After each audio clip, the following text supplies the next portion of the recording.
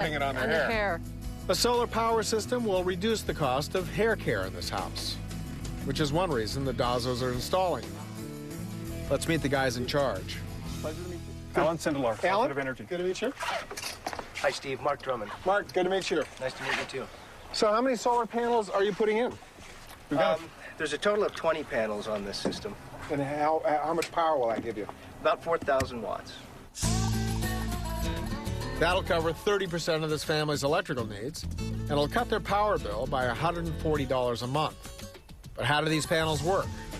It's pure sunlight into power. We turn light, by the way. It's not the sun's heat. In fact, the colder these are, the more efficient they are. So a photon from the sun Yes, sir.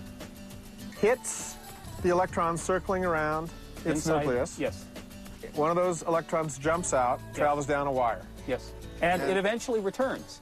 But it's gone all the way through the circuit, and it might go to the house next door.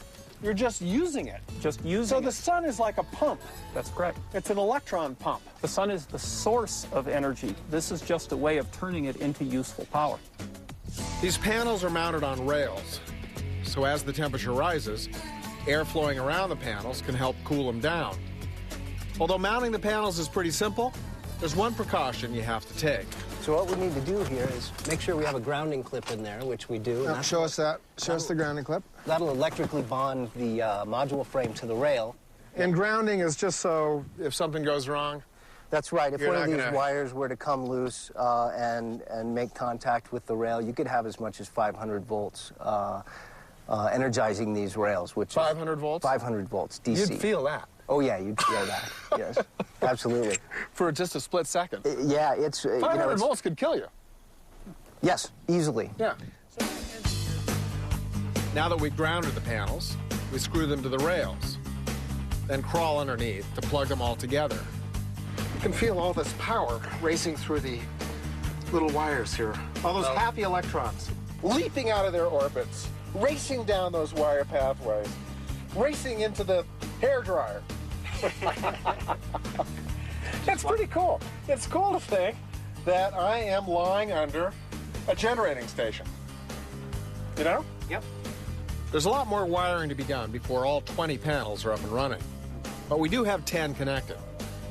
Let's see how much power that can generate. So we're looking at voltage here. Oh, wow. 443 volts is what we've got. So that'll drive a few toasters. Yep.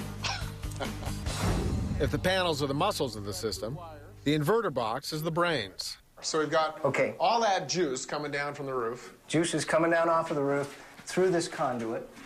Once the power goes into the inverter, it gets changed into AC power. So this is direct current. This is direct current. Same current that comes out of a little battery.